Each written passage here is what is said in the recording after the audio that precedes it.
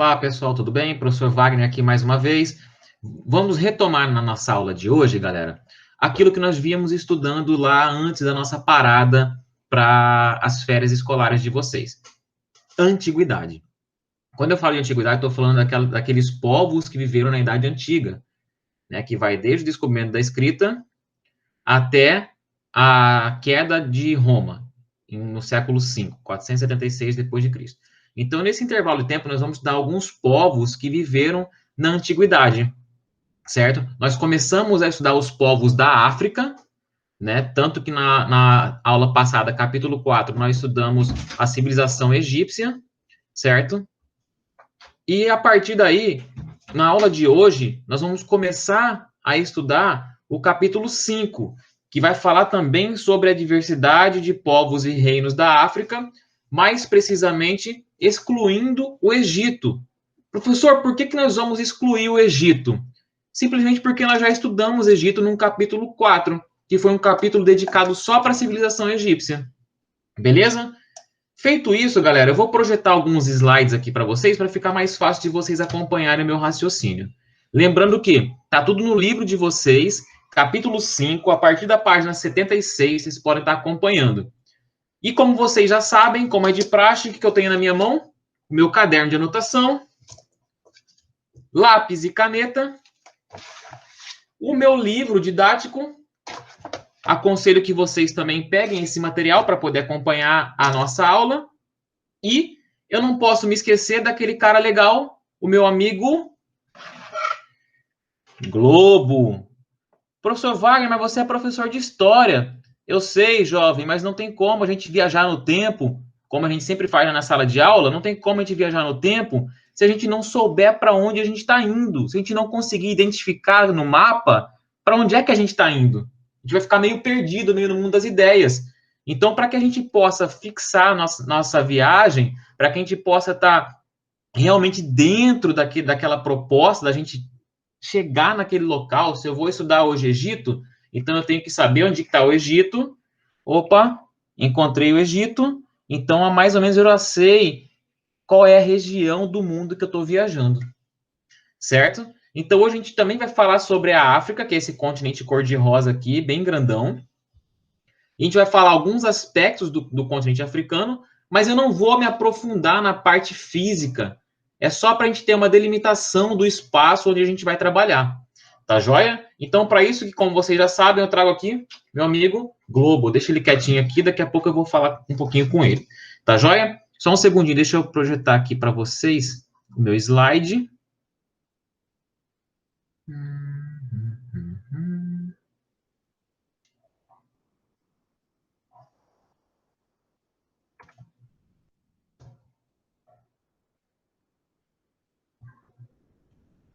Modéstia à parte, esse slide tá bonitão, né? Então, nós temos aqui África, diversidade de povos e reinos. Então, vamos lá, galera, vamos lá.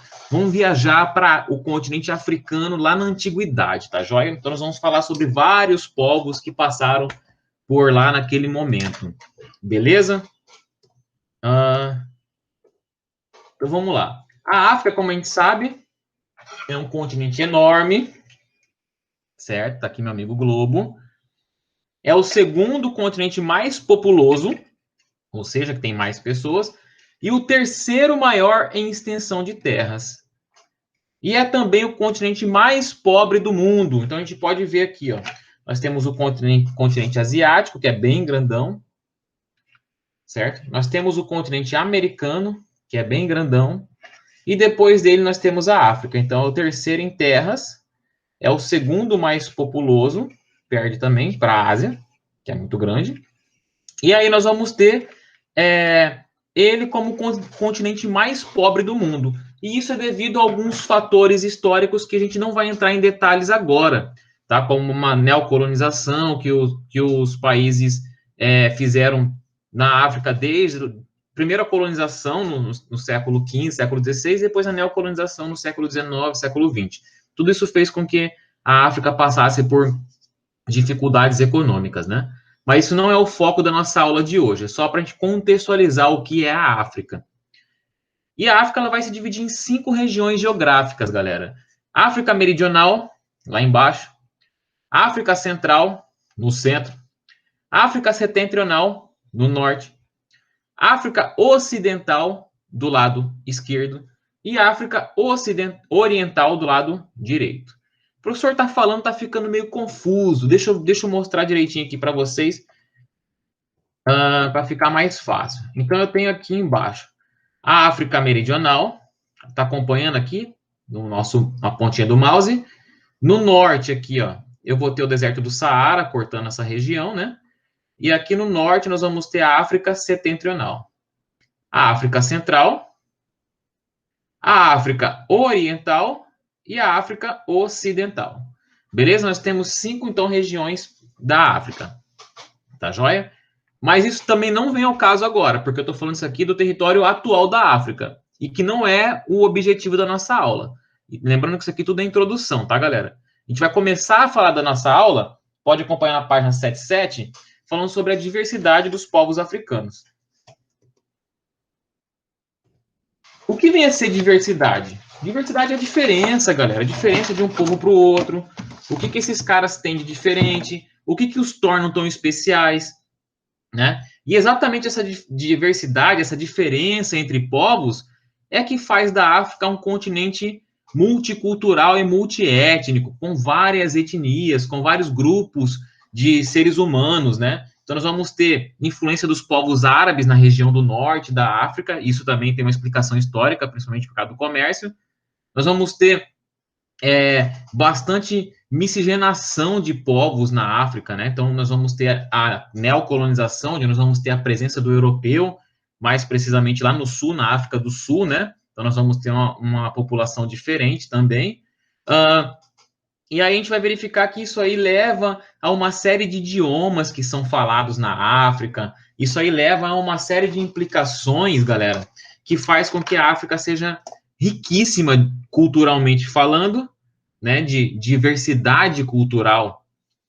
E aí a gente vai verificar que essa diversidade cultural e étnica, ela é presente desde a formação dos povos antigos.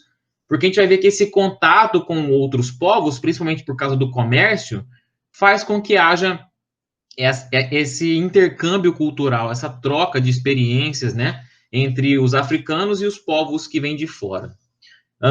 Lembrando que os limites territoriais impostos aos países africanos é fruto de um processo de neocolonização europeia do século XIX. Então, se eu tenho esse mapa aqui que eu acabei de mostrar para vocês, né, com os países, tudo bonitinho, tudo organizadinho, com suas fronteiras, nem sempre foi assim, tá? O livro de vocês, na página 77, vocês podem estar verificando aí. Opa. O livro de vocês, na página 77, vocês podem estar verificando aí que nós temos a divisão étnica da África num mapa mostrado. Então, nós temos o continente africano com vários pontinhos vermelhos. Esses pontinhos vermelhos eram os locais originais das tribos africanas. E com a neocolonização, ou seja, com a presença do colonizador europeu na África a partir do século XIX, lembrando que os europeus foram para a África para explorar a África, tanto explorar mão de obra, quanto as riquezas minerais, né, e naturais, né, e animais e vegetais, né? Então, toda essa exploração africana feita pelos europeus faz com que haja uma separação diferente do que era antes. Porque o europeu chega lá, ele não se preocupa se o povo A é amigo do povo B, que é amigo do povo C, que não gosta do povo D. Ele não está nem aí para isso. O europeu chega lá, ele fala, essa região aqui eu vou explorar. Então ele pega todo mundo que está dentro daquela região onde ele vai explorar, independente se são tribos rivais ou tribos amigas, e ele vai explorar todo mundo ao mesmo tempo. Beleza? E a partir daí a gente vai ver que os europeus, eles não respeitaram as culturas locais africanas, causando inclusive separação de grupos étnicos e junção de grupos diferentes. Então o europeu ele não se preocupou em separar de acordo com a etnia, de acordo com a cultura, não, ele colocou todo mundo, o idioma, né, a gente tem muitos idiomas africanos, dialetos africanos, né, ele colocou todo mundo dentro do mesmo pacotão e colonizou todo mundo. Então, os territórios colonizados pela Inglaterra são países africanos que falam a língua inglesa. Territórios colonizados por portugueses são países africanos que falam a língua portuguesa, porque além de chegar e se estabelecer nas regiões africanas, esses colonizadores também impuseram sua cultura sobre a cultura local. Então, inclusive, o idioma, tal qual aconteceu com a gente aqui no Brasil, é fruto justamente dessa colonização. Beleza?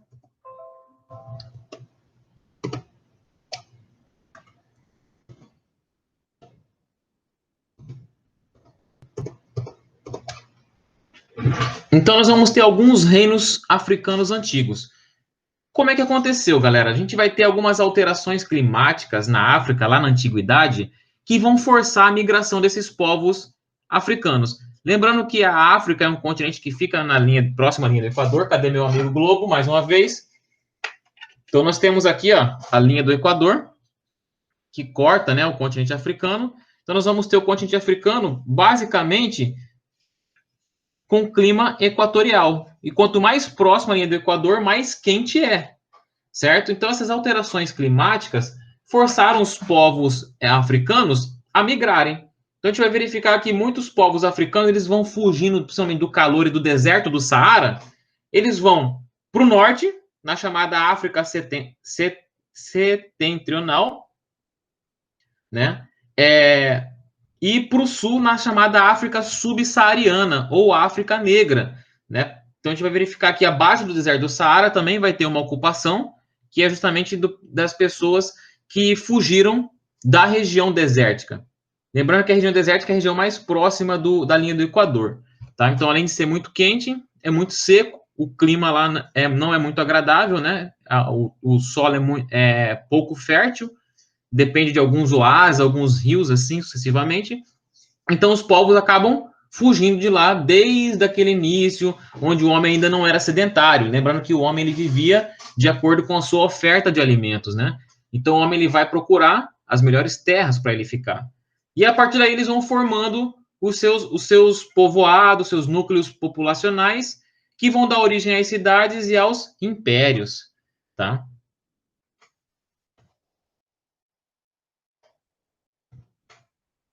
E aí nós vamos ter aqui os reinos antigos. Então, nós vamos ter no extremo sul do Nilo, na região do Sudão, então tá aqui, ó, mapa, uma região conhecida como Núbia, certo? Então, vamos começar a falar dos povos antigos aqui, tá, galera? Então, nós temos aqui o Egito Antigo, que nós já estudamos no capítulo passado, onde nós temos o Baixo Egito e o Alto Egito, né? Então, nós vamos verificar que depois daqui nós vamos ter a região da Núbia, que é uma região antiga que deu origem a outros lugares, né? A gente vai verificar que deu origem ao Reino Kush, que deu origem ao Sudão e tal. Então, ao longo aqui do Rio Nilo, nós vamos ter a região justamente onde nós vamos ter a formação das cidades mais importantes da Núbia, tá? E esse local era um local de rota de comércio, de ponto de encontro de comerciantes. Então, eles vinham do Egito, do Mar Mediterrâneo e de outros lugares da África subsaariana, que fica abaixo do deserto do Saara.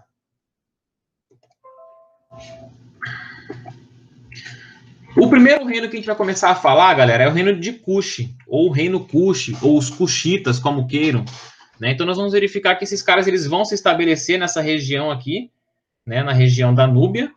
Então, depois do século 20 a.C., formou-se o reino Cush, que viviam basicamente da agricultura e pecuária, certo? Esse reino ele foi dominado pelos egípcios a partir do século 16 a.C., e durante esse período houve uma integração cultural entre os egípcios e o povo cuxita, os habitantes do reino Cush, né?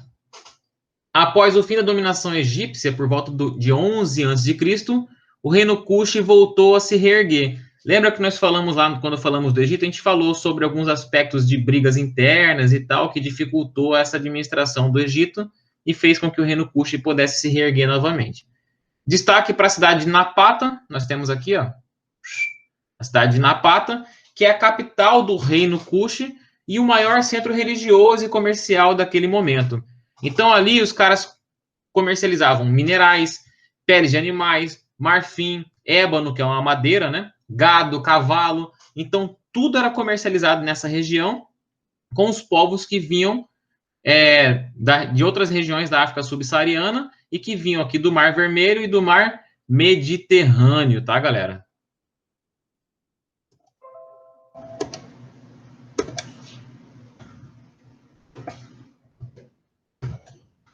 Outra cidade importante foi a cidade de Meroé, é uma cidade cuxa que também teve importância, né? Era um centro urbano com edificações, palácios, pirâmides. Então percebam que mesmo tendo povos antigos, nós temos construções, né? E a cidade de Meroé ela vai se tornar a capital do reino a partir do século VII a.C. Então nós vamos ter a principal atividade comercial, a principal atividade econômica, melhor dizendo, sendo o comércio, né? Então, principalmente com o Egito. E nós vamos ter os comerciantes se concentrando em rotas terrestres e marítimas com portos espalhados pelo mar Mediterrâneo. Eu vou mostrar tudo isso para vocês no mapa, tá joia? Então, esse comércio intensificado vai fazer com que os cuxitas tenham contato com gregos, indianos, asiáticos, tudo pelos portos do mar Mediterrâneo e do Mar Vermelho, tá joia? Alguns cuxitas, inclusive, que ficavam mais próximos do Egito. Então, percebam que nós temos o reino Cuxi em duas frentes. Nós temos a parte onde fazia contato com o Egito e a parte onde fazia contato com os comerciantes que vinham do Mar Vermelho, né? Então, nós vamos verificar que os cuxitas também integravam os exércitos egípcios e exerciam algumas atividades administrativas a cargo do faraó. Então, trabalhavam para o faraó egípcio. E aí, no século VIII a.C., o reino Cuxi conquistou a cidade egípcia de Tebas, que era a capital de quem? Do Alto Egito, desculpa, melhor dizendo. E deu início ao período do governo dos faraós negros, que é onde eu coloquei aqui a imagem. Professor, por que faraós negros? Na África não é todo mundo negro? Não, nós temos uma diversidade de etnias, como eu falei para vocês. Então, nós vamos ter os povos que vêm do Oriente, né, os povos árabes, os povos que vêm das planícies da Ásia. Esses caras não são negros. Esses caras eles têm outra coloração de pele, mas que com a miscigenação com o povo africano, a gente vai verificando que há uma diferença na tonalidade da pele das pessoas. E já na África subsaariana, chamada de África Negra, que é aquela África mais concentrada com as etnias africanas originais, né, locais. Então, esses caras, eles têm a coloração da pele um pouco mais homogênea, a gente pode dizer assim. Então, a gente vai verificar que, nesse contexto, deu início ao governo dos faraós negros, que foram os faraós cuxitas, que governavam, inclusive, o Egito.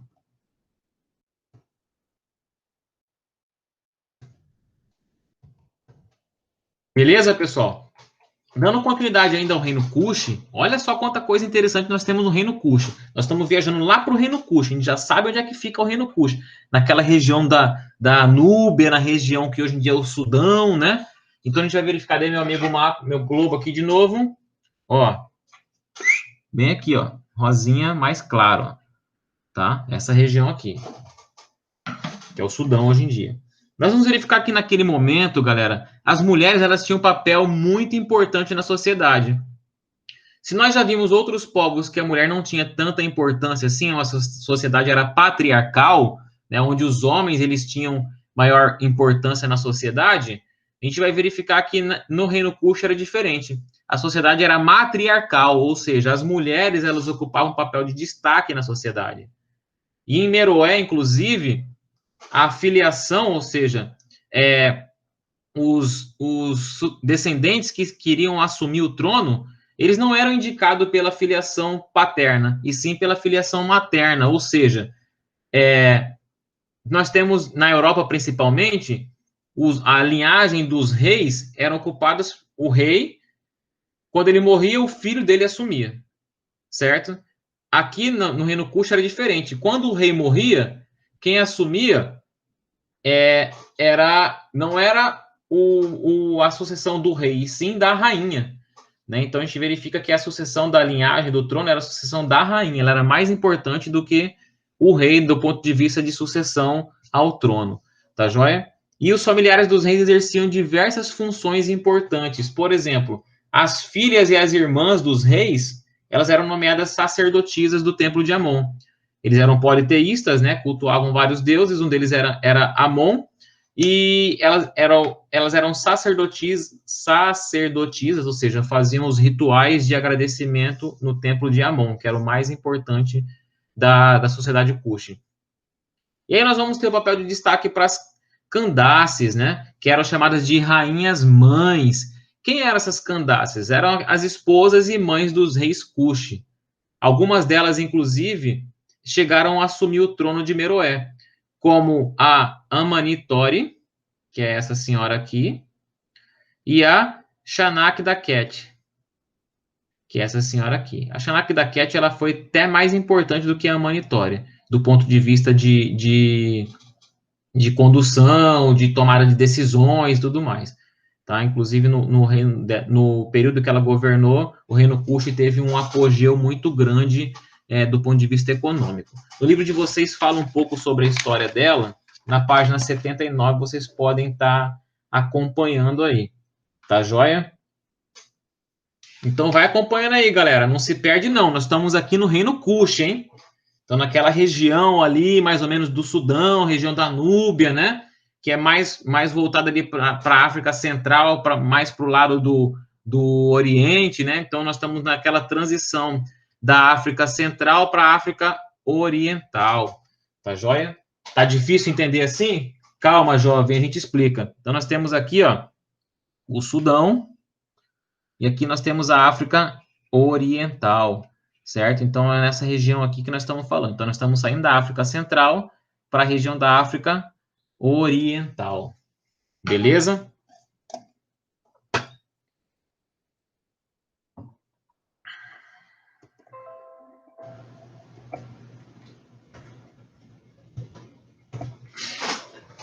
Ainda falando nessa região, galera, nós vamos ter, além do reino Kush, nós vamos ter o reino Ashum ou Aksum, como vocês queiram.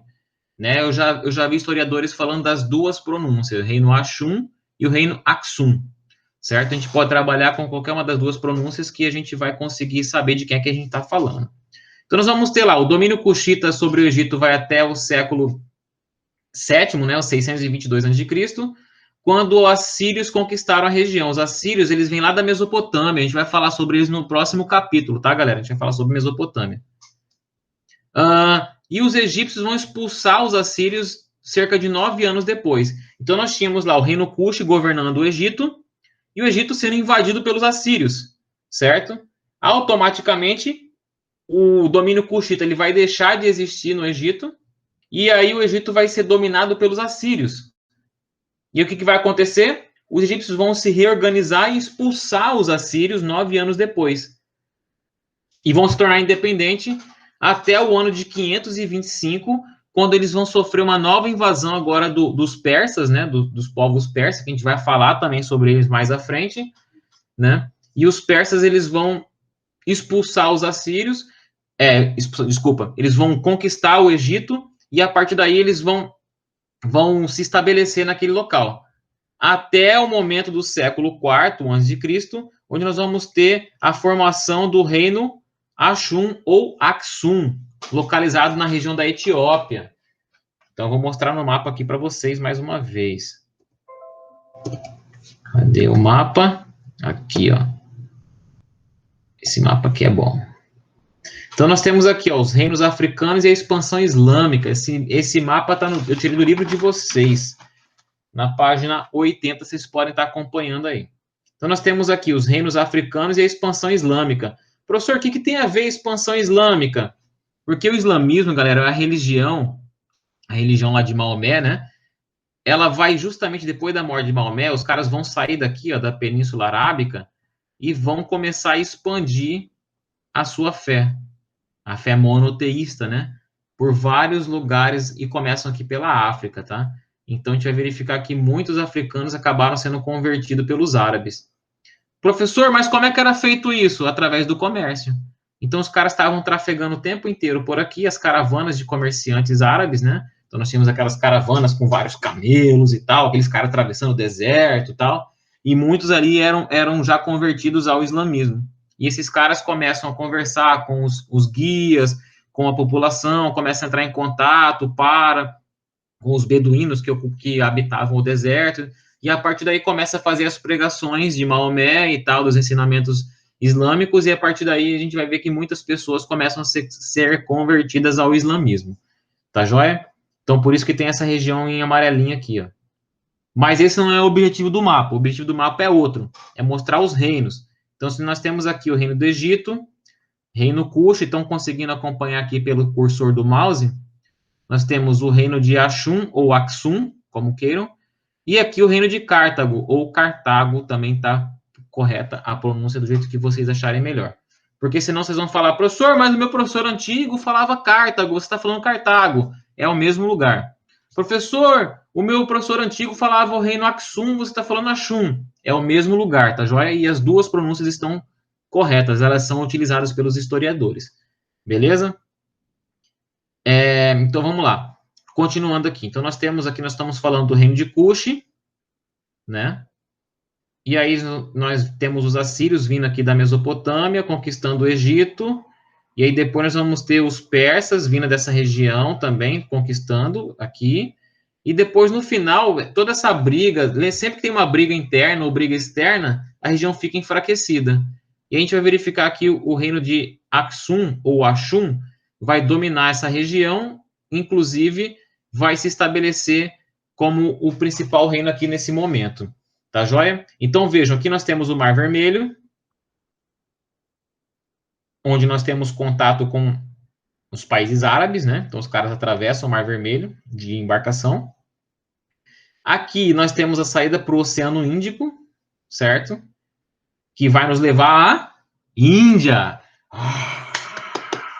O Oceano Índico vai nos levar à Índia, galera. Vamos lá, hein? E aí nós temos aqui o Mar Mediterrâneo, que também era um importante via comercial daquele momento, rota comercial daquele momento. Inclusive com o domínio do reino de Cartago. Tá joia? Então, nós temos aqui o reino de Axum. Então, nós temos ele aqui nessa posição, ó. Vejam que o contorno dele aqui é a Etiópia, com a divisão física atual da Etiópia.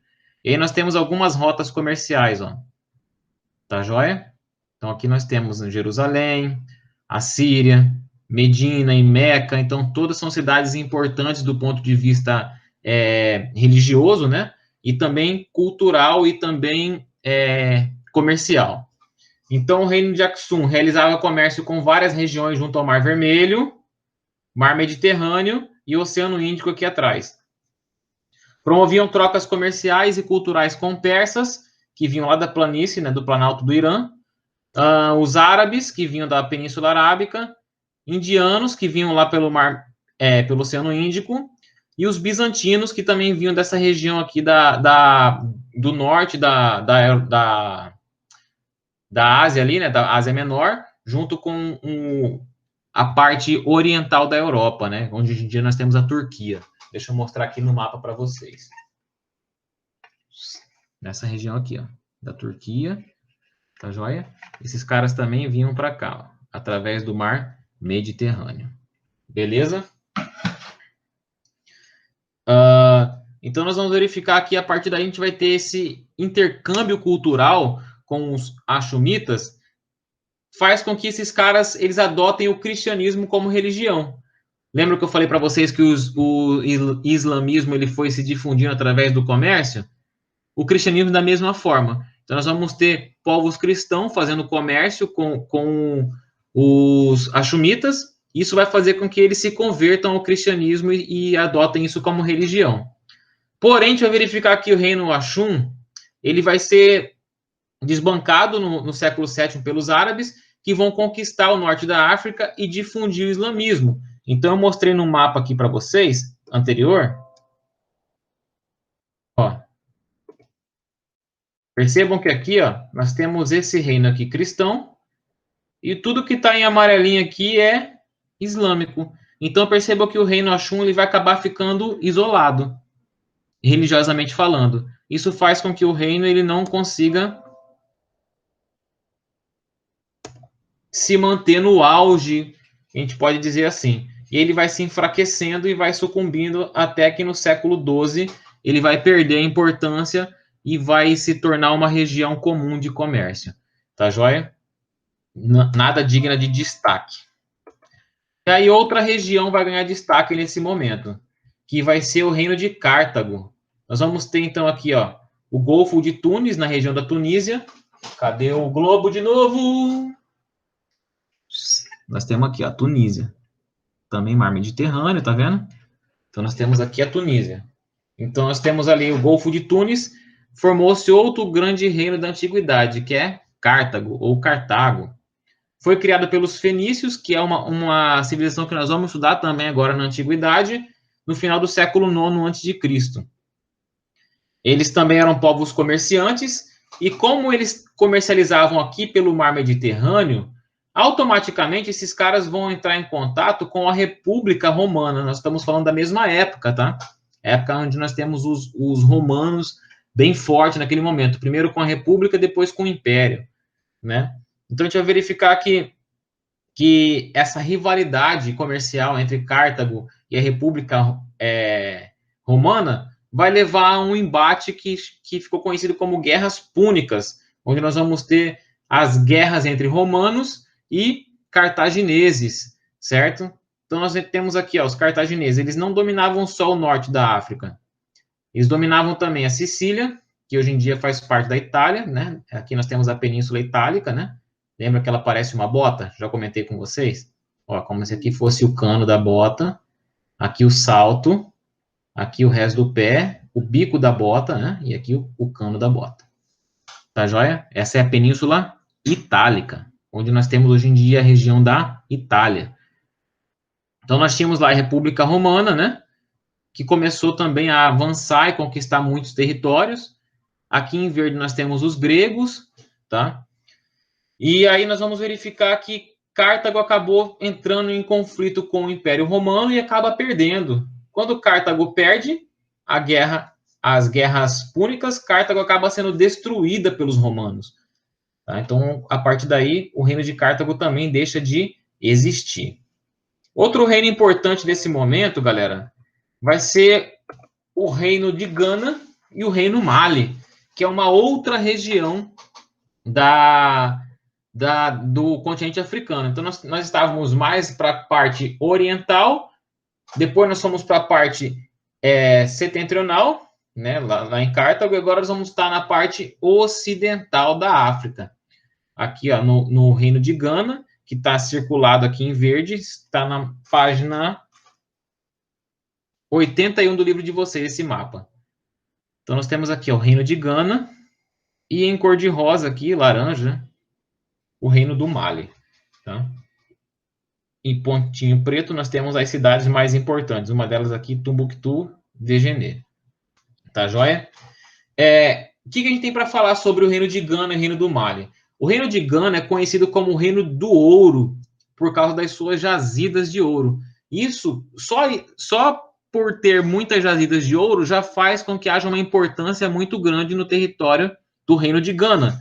Então, a gente vai verificar que o Estado, né, o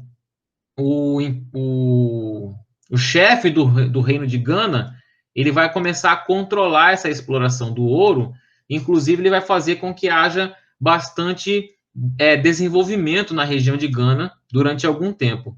Tá? Então, Gana fica onde é hoje em dia a atual região da Mauritânia. Cadê meu amigo Globo? Mais uma vez. Aqui, ó, mostrando aqui para vocês, a Mauritânia. Tá?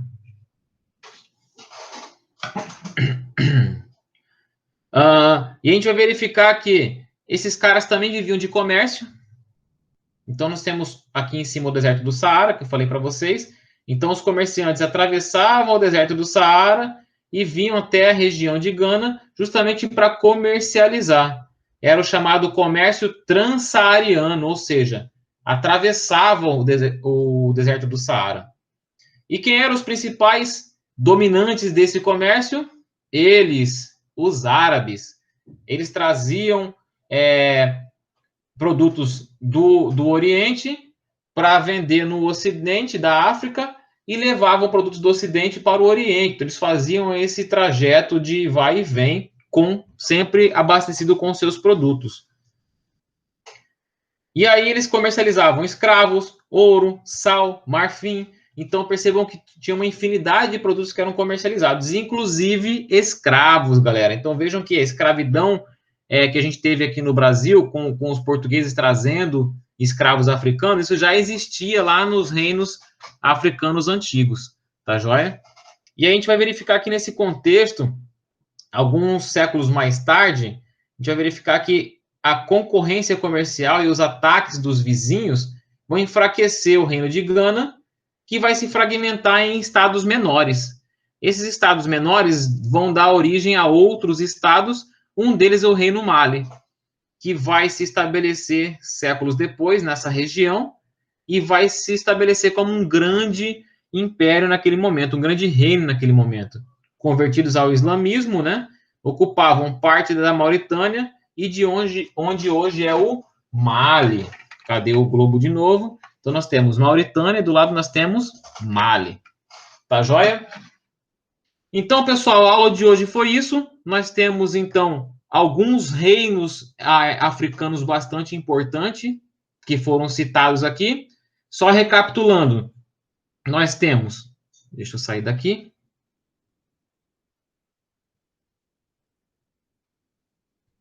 Então, vamos lá. Recapitulando, nós temos o reino que nós estudamos primeiro, Reino Kush, Reino Axum, ou Aksum, o reino de Cartago, ou de Cartago, Gana e Mali. Então, nós estudamos 5 reinos nesse mesmo capítulo, nessa mesma aula, tá joia? Tá de bom tamanho, tá excelente para a gente, não precisa estudar mais do que isso numa aula só, para não ficar muito cansativo. E como tarefa de casa, eu vou deixar depois para vocês lá na plataforma, né? E também vai o comunicado na Agenda Edu, os exercícios da página 85 do livro de vocês, para que vocês possam fazer, resolver os exercícios e a gente retirar dúvida na próxima aula. Tranquilo? Então, a aula de hoje foi isso. Espero que vocês tenham entendido. Bons estudos e um bom final de semana a todos. Um abraço.